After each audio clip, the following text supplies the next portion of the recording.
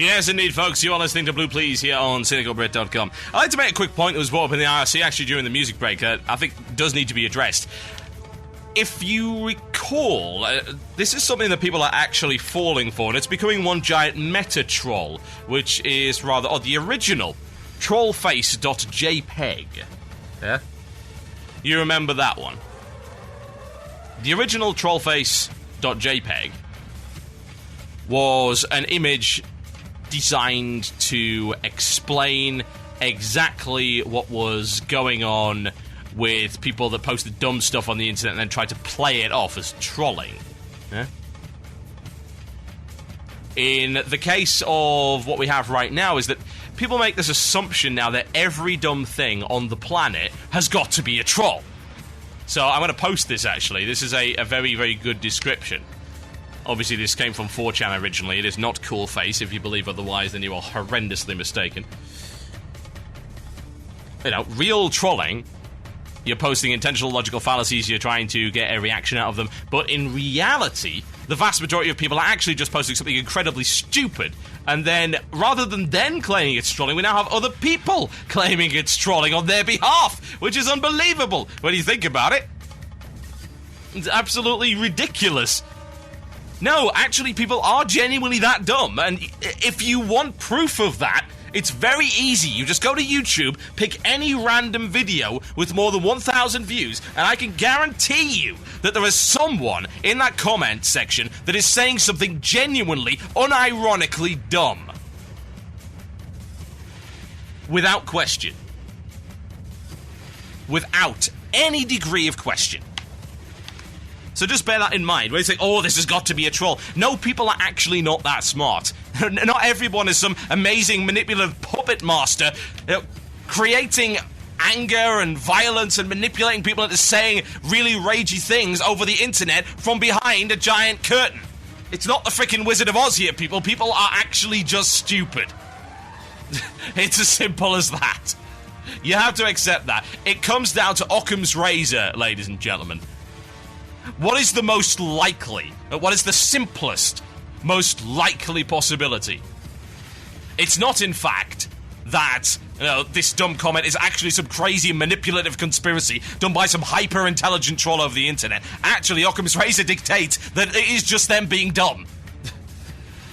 Anyway. Shall we get on with it? Sounds like a good idea. I want to do this one because I like it. This is from one of our trollface.jpg members. He goes by the name of Jews. Yes, I kid you not. Jooze. Jews. So you can't tell me that I'm hating the Jews. Thank you very much. His real name's Andrew, by the way, if you so desire.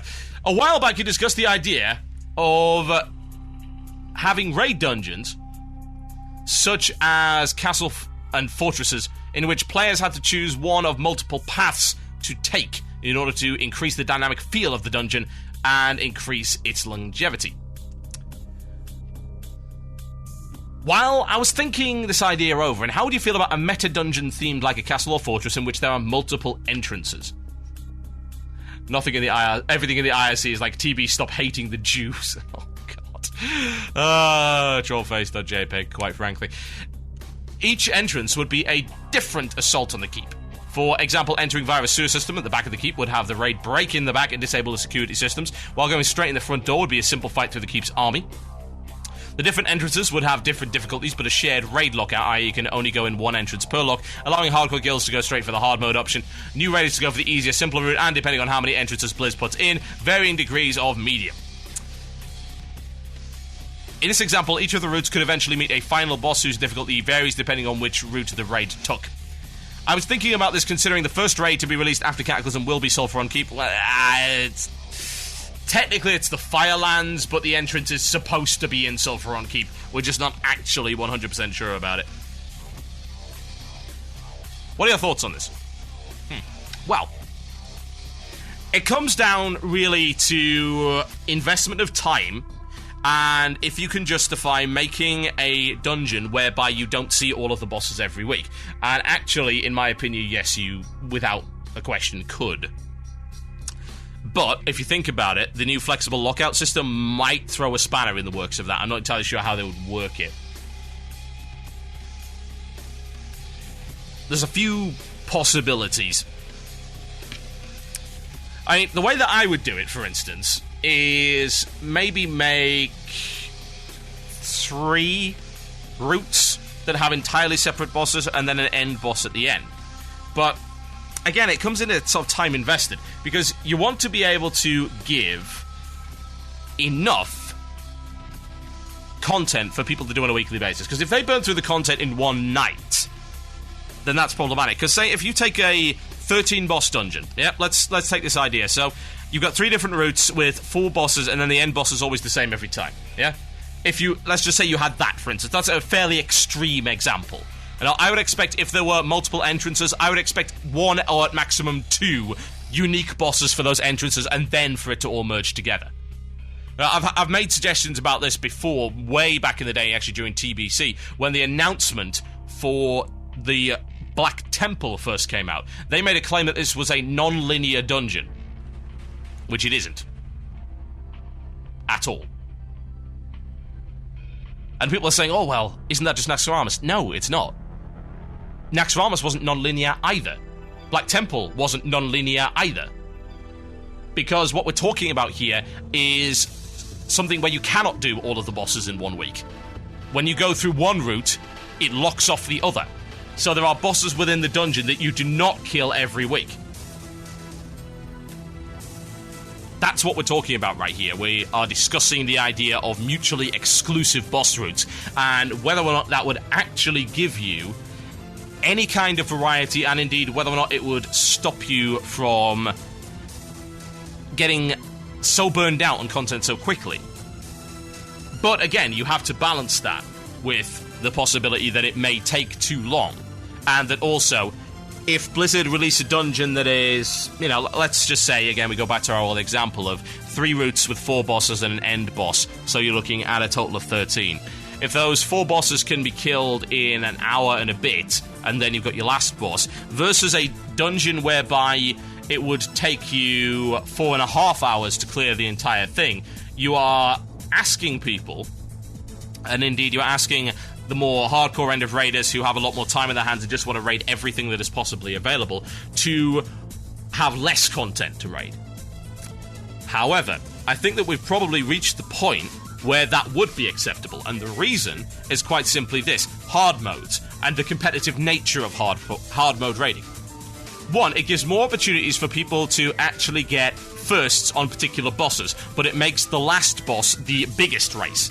Say you can have the honor of getting a world first on a boss that, say, Insidia couldn't go and do the first week, and that's actually alright, you know? There's nothing wrong with giving people that kind of choice and giving people that kind of variety, but of course the boss that really matters is always going to be the end boss, and it always was. There are a couple of exceptions. Like, say, Heroic Putricide was a good exception because it really nailed people to the floor for a very long time, whereas the other heroic content after the Lich King went down got steamrolled in a matter of minutes. For obvious reasons, because the Lich King on normal mode is harder than pretty much everything up to Putricide on Heroic, which is incredibly stupid, I might add. But there you go. Oh, we're just beating this guy. Oh, now we've got to do like 6 or 7 bosses that are not as hard as him. Woot! No, that's bad. That's incredibly bad design. You never want that to be the case. However, does it justify time investment? Because eventually, it's going to come down to, well, you know, this week we do this, and this week we do this, and we know all 3 routes. How much extra would you get out of it? It's a great idea, and I think they should actually do it once. Yeah? I don't think they should do it all the time. Maybe to a lesser degree. Maybe have a choice of bosses for the first way in the way that you go in. But here's the thing, Blizzard is actually deathly afraid of one thing. What they're afraid of right now, and this is something they need to get over, because guilds are not democracies, and there are no successful guilds that are democracies to the best of my knowledge. They're basically dictatorships, yeah? The leadership says jump, and you ask them how high and how much DKP you will receive for doing the jumping. And that's actually how it operates. It works. Without a question, it does work, and it's the only way that it works. You have a strong leadership for your team. You do not have a democracy. Democracies are messy, democracies are inefficient, and you'll never get anywhere that way. At least in terms of gaming. We're not going to get political on this, but hey, there you go. Blizzard is deathly afraid of the reality of what guilds actually are. Yeah? And it's weird, because they have this bizarre idea of what guilds are, and that idea is incorrect. They believe that every guild member has a say, and that if there is disagreement within a guild as to what should be happening, there'll be massive drama. In reality, this will not be the case, because it will be the leadership that decides. Which is the reason... This is the reason that you have the removal of guild talents. They are gone for one specific reason. They were terrified of having guilds make a choice of their own. So they made every guild the same. As long as it, of course, farmed enough points every day. So every guild is now identical. I'm surprised, actually, that they even let you choose the name in Tabard. Because you know what? I don't like that Tabard! Drama, drama, drama, drama. Oh, please. Come off it. Really? If people leave guilds because of that, that's a good thing. It's pretty horrible.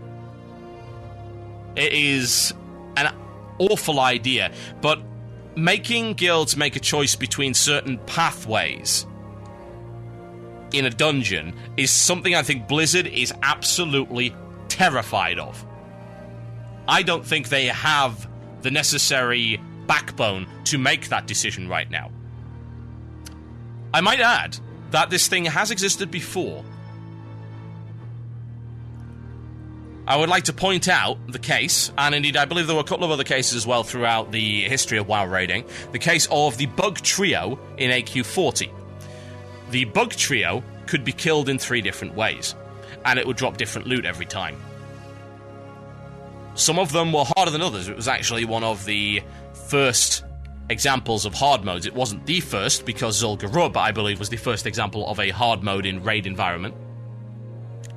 At least a non-contrived one where you say, oh, well, we're just going to do it with 30 people. Now it's hard. No, that's not what a hard mode is. The Bug Trio, Vem, Kree, and Yauj were the name of those particular. They were actually, like I say, an optional boss. But yeah, they were kind of like the Iron Council. Kind of. What would happen, and this was a very, very cool trick. I loved the way that they did this. The way that they justified them having different loot was that once one of them died, the other 2 would eat the one that was on the ground. So the corpse would actually be eaten by them. So there would be no loot because the guys just ate the loot. So the final remaining bug would be the one whose loot you got. It was pretty awesome. I loved it. But you had to make a choice there as to which... And you know what? Yes, there were debates. Yes, there were disagreements. But it didn't wreck guilds. That was the point. There might be disagreements like, oh, well, you know what? I would have really liked my piece of loot from this week. But, okay, I don't get it. That's fine. You know, only the most crybaby people would believe that. I've got one person in the IRC who's blatantly trolling. AQ40 suck. No, you're a noob. Get out. Wrath babies. Freaking awesome instance in basically every respect. Packed to the brim with great trash and great bosses. Really epic scale to it. Very well designed. Some stuff that honestly hasn't actually been repeated, and the mechanics are only just now starting to be recycled. Freaking amazing. But yeah, I would love to see a dungeon like that. It does, again, come down to time invested. Can Blizzard make the dungeon in a reasonable amount of time? Will it take a ton of time to do it? If it will, and you have to wait ages and ages for it, then it might not be worthwhile, because at the end of the day, it is a little bit of a gimmick, but it is something I would like to see Blizzard experiment with at least once. You know, every time they say, oh, we're going to have a non-linear, it's never actually the case. You know, Black Temple is not non-linear. Nax is not non-linear. And hell, you know, even a dungeon like this is technically not non-linear, but it's significantly more non-linear than the other stuff. You doing bosses in a different order isn't necessarily non-linear. In fact, it definitely isn't.